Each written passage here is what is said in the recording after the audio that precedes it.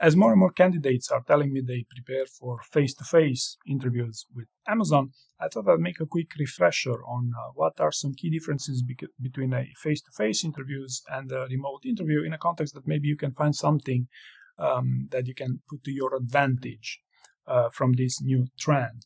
And the first thing I'd like to talk about here is that it's easier to read someone during a face-to-face interview, right? Including because of body language. While, on the candidate side, this is self-explanatory that maybe you'd want to limit a little bit the amount of bluffing in a face-to-face interview because it probably shows. The more interesting side of things is you could also take your time as a candidate and better read the room and read the interviewer. And in my experience, some of the best people I've worked with were also extremely good at reading the room and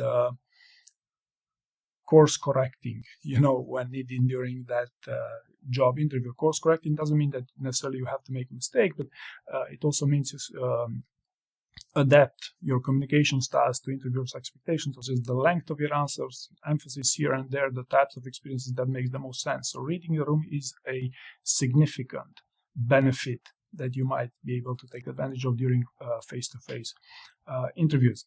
Second point here I want to talk about would be the cheat sheet. So can you use cheat sheets in face-to-face interviews? In my experience, I cannot remember of an instance where someone was refused a cheat sheet to the extent that cheat sheet made sense. You don't go with a 50-page story bank during a job interview because you prepared it in advance. No, but if you have a one sheet of paper with your notes and, to keep track of the stories you're using, as well as, to better, more easily link them with those leadership principles, I see nothing wrong with that. I would still encourage you to confirm this with your interviewer right before your on-site starts, but I believe some interviewers will even appreciate the fact that you took the time to prepare the job interviews. Right now, there's also the various other cheating techniques that will no longer make sense, such as reading your answers from a computer screen, but those rarely worked and never worked in the context of passing or failing a job interview, but rather worked for extremely good candidates who wanted to obtain an even better job offer because they made an even better performance because they were able to do some tricks here and there, right?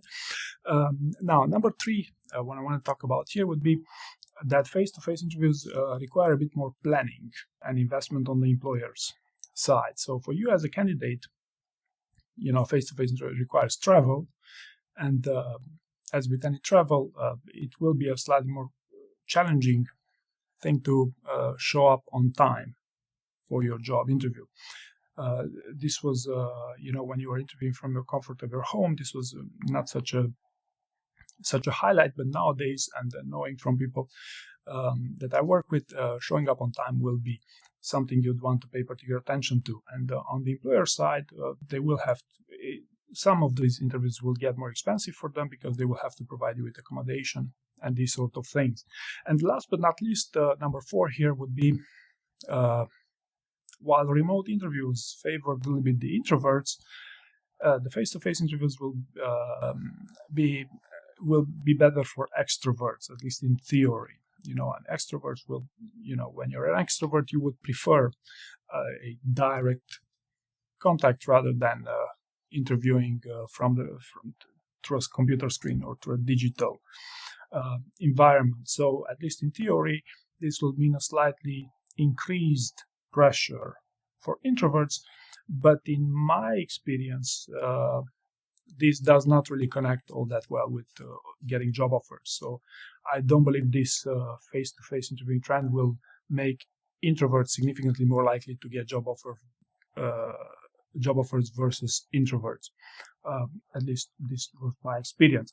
And on the same notes, the dress code is also something that you should take seriously to the extent that makes you as a candidate feel comfortable. So wear whatever makes most sense and makes you feel comfortable to give the best performance during the interview. So as a conclusion here, is this a good development? In my opinion, definitely is, because face-to-face interviews, in my opinion, are more qualitative or can be more qualitative than remote interviews, even though they require a bit more investment. And if they're more qualitative, that means your investment as a candidate will more likely make sense, because, well, the more qualitative the process, also the more predictable the outcome will be. So I hope you found this useful, and thank you very much for watching.